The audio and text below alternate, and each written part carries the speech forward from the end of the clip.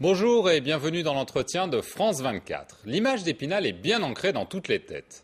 La France est depuis longtemps un pays d'immigration, une contrée riche où l'on vient gagner sa vie, la patrie des droits de l'homme où l'on se réfugie. Mais la France est aussi un pays d'émigration, puisque l'on estime à 2,5 millions le nombre de nationaux vivant hors des frontières de l'Hexagone. Le plus souvent dans d'autres pays occidentaux, comme la Grande-Bretagne, l'Allemagne ou les États-Unis. Un phénomène méconnu et bien plus divers que la caricature du riche expatrié ne le laisse penser. C'est ce monde mystérieux que nous propose de découvrir Christian Roudeau, un journaliste qui a lui-même choisi la voie de l'exil puisqu'il vit depuis 10 ans en Grande-Bretagne. France, je t'aime, je te quitte est le titre du livre qu'il vient de publier chez Fayard. Christian Roudeau, bonjour. Bonjour. Merci d'être parmi nous. Votre titre semble être un jeu de mots sur une phrase attribuée à divers hommes politiques de droite. La France, on l'aime ou on la quitte. Effectivement, c'est un petit clin d'œil, notamment aux propos présidentiels. Nicolas Sarkozy qui avait eu cette fameuse phrase « La France, on l'aime ou on la quitte ». Et dans le cas précis, bien évidemment, il ne s'agit pas des déboutés du droit d'asile ou des jeunes personnes issues de l'immigration. Non, il s'agit de tous ces Français qui, eux, ont choisi de s'expatrier pour différentes raisons. Je dirais aussi que ce titre reflète l'ambivalence, parce que beaucoup de gens sont partis souvent parce qu'il y avait une frustration qui est parfois renforcée à la faveur de cette expatriation. Mais il y a aussi toujours un cordon ombilical, on est toujours très attaché à la mère patrie. Donc voilà, c'est pour refléter ce double regard qu'ont les Français de l'étranger sur la France de l'intérieur, si j'ose dire. D'accord. Alors, évidemment, c'est difficile à définir, mais qui sont ces Français de l'étranger ? On les estime à 2,5 millions, mais qui sont-ils ? Où vont-ils ? Pourquoi ? Alors je dirais, le point intéressant, c'est qu'ils ne sont plus, comme vous le disiez en introduction, ils ne correspondent plus à cette caricature de l'expat, comme on dit, l'expat nanti, qui vit dans de très bonnes conditions, avec un logement de fonction confortable. La France de l'étranger aujourd'hui est extrêmement variée. Je vous dirais, je n'aurais pas fait cette enquête, je n'aurais pas écrit ce livre il y a 15-20 ans parce que ça n'aurait eu aucun intérêt. Le point de vue de gens qui vivent un petit peu suivant la caricature en vase clos dans certains pays éloignés et qui, quelque part, comme je le dis dans le livre, sont des Français escargots qui ramènent toute la France là où ils habitent, dans leur pays de résidence. Ça, c'est un peu, si j'ose dire, l'expatriation à papa. Aujourd'hui, vous avez une France extrêmement variée, de tous les âges, beaucoup de jeunes, issus de l'immigration ou pas, français de souche ou pas. Vous avez dans tous les secteurs d'activité possibles et inimaginables. Donc vous avez une grande variété. Et je dirais que politiquement, et ça c'est un point qui est intéressant, en 2007, lors de la dernière élection présidentielle, alors que la France de l'étranger avait l'habitude de voter massivement à droite, toujours pour le candidat conservateur, cette fois-ci, elle a quelque part voté exactement comme la France hexagonale, avec à peu près les mêmes chiffres pour Nicolas Sarkozy et Ségolène Royal. Donc vous n'avez plus cette France expatriée de droite, riche et nantie. C'est pour ça que ce regard des Français de l'étranger sur la France a autant d'intérêt aujourd'hui. D'accord. Alors, vous avez mentionné les jeunes issus de l'immigration. Vous en avez donc rencontré. Oui. Pourquoi partent-ils ? Parce que ce sont souvent leurs parents qui sont venus en France et eux qui se sentent obligés ou en tout cas ont envie de partir de France. Effectivement, là on met le doigt sur quelque chose de douloureux, c'est-à-dire que le modèle républicain, d'intégration républicaine, peut-être que ça n'est pas un échec sur toute la ligne, mais il y a des soucis, il y a de graves soucis. Quand vous avez des jeunes, un jeune Hamid qui a très bien réussi à Londres, en Suède, alors qu'on ne lui donnait absolument pas aucune chance en France. Il avait un diplôme Bac plus 5 en économie, on lui proposait de vendre des aspirateurs. Il a suffi qu'il traverse la Manche et on lui a proposé des postes de cadre supérieurs. Et c'est à l'étranger qu'il a retrouvé cette confiance en lui. Ça nous interpelle et ça doit nous interpeller. Est-ce que ces Français partent pour embellir leur CV ou est-ce, comme dans ce cas que vous venez de décrire, de la frustration, l'envie d'aller voir ailleurs parce que l'herbe y est réellement plus verte ? Disons qu'il y a 10 000 raisons de s'expatrier. On peut s'expatrier pour suivre un compagnon, une compagne, pour améliorer son anglais. C'est souvent le cas de jeunes Français qui vont travailler dans des pubs. Donc il peut y avoir ce que j'appellerais une expatriation positive.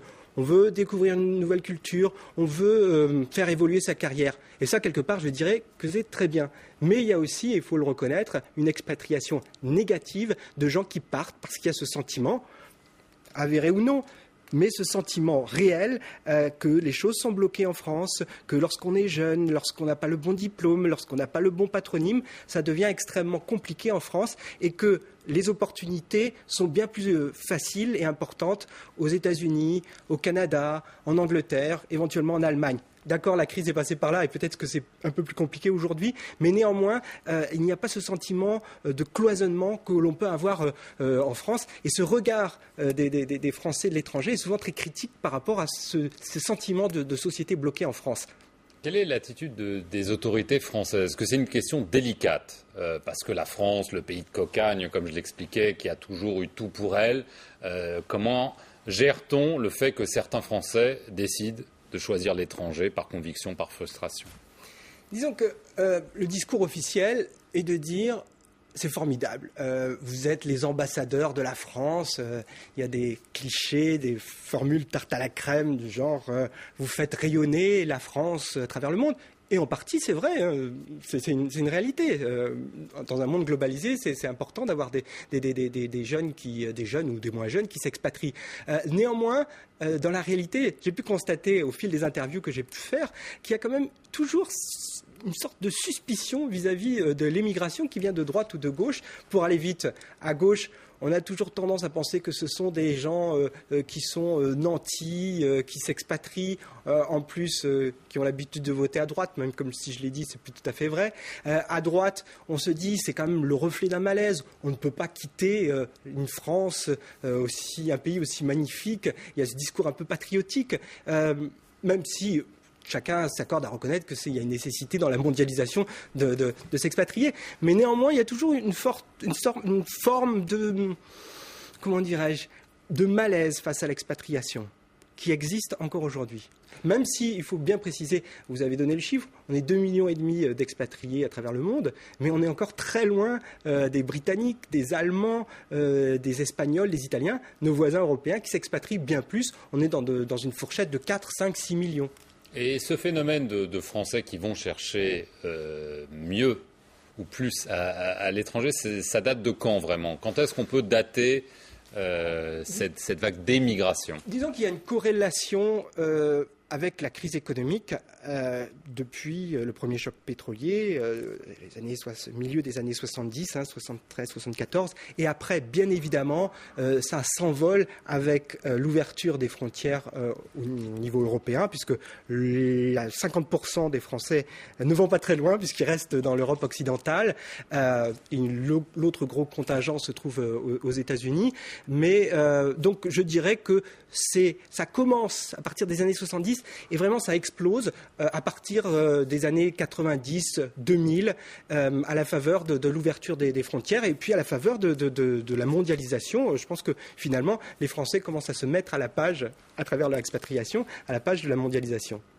Est-ce que, en étant à l'étranger, c'est là qu'ils deviennent français, entre guillemets, parce qu'à l'étranger, on se rend compte qu'il y a des choses bien en France ou moins bien, mais est-ce que leur identité française est peut-être plus marquée pour eux, même personnellement, même s'ils ont voulu peut-être rompre avec ça à l'étranger? Alors, vous avez tout à fait raison. C'est-à-dire que moi, je n'essaie pas dans ce livre de montrer des Français de l'étranger qui passeraient leur temps à taper sur la France en disant... Même s'il y a des critiques virulentes. Oui, dans ce livre, il y a des critiques et je pense qu'on doit apprendre de ces critiques. Mais il faut savoir que ces gens-là, nous, les expatriés, si j'ose dire, nous avons un double regard. C'est-à-dire notre pays de résidence, où on voit comment les choses fonctionnent, et on passe constamment son temps à regarder, à comparer avec la France hexagonale. Je ne dis pas qu'on est tous devenus, à la faveur de l'expatriation, des Tocqueville qui auraient la science infuse, mais on a un regard peut-être plus acéré, qui fait que, voilà, on s'interroge plus sur ce qu'est le fait d'être français.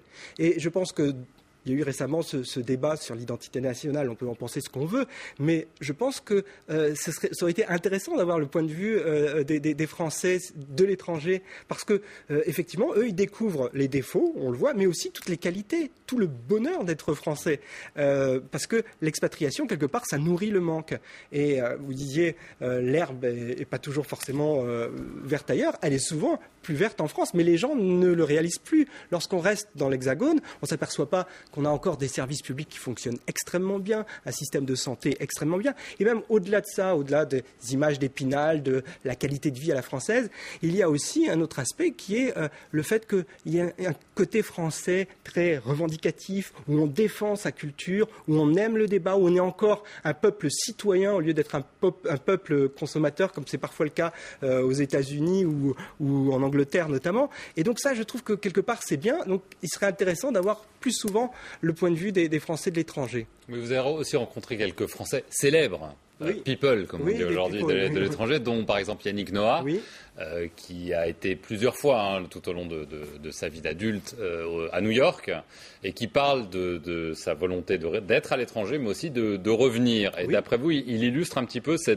pas cette ambivalence, mais cette espèce de sentiment un petit peu ambigu par rapport à la France. Oui, écoutez, Yannick Noah avait créé une petite polémique avec ses propos lorsqu'il avait dit si Sarkozy passe, je me casse. C'était cette fameuse formule qui n'avait pas été publiée dans Paris Match d'ailleurs, mais qui avait été reprise.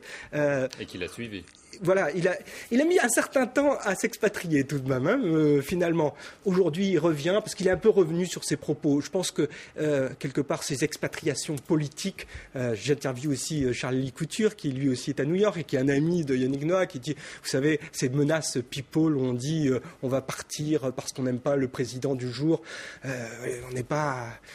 Victor Hugo n'est pas Victor Hugo qui veut. Donc oui, Yannick Noah finalement va revenir, le Français le plus aimé des Français selon certains sondages. Il va faire un grand retour en France. J'interviewe aussi Marc Lévy, le professeur Montagnier, et je trouve qu'ils ont quelque chose à apporter, parce qu'on pourrait se dire quelque part, les people, ils sont dans leur cage dorée, où qu'ils se trouvent aux quatre coins du monde. De toute façon, ce sera toujours pour eux un peu la même chose. Mais non, ils ont des choses passionnantes à nous dire sur leur expérience d'expatriés. D'accord, écoutez, merci beaucoup. On pourra le lire dans votre livre. Merci Christian Roudot. France, je t'aime, je te quitte, c'est le titre de votre ouvrage publié chez Fayard. Merci d'avoir suivi l'entretien de France 24.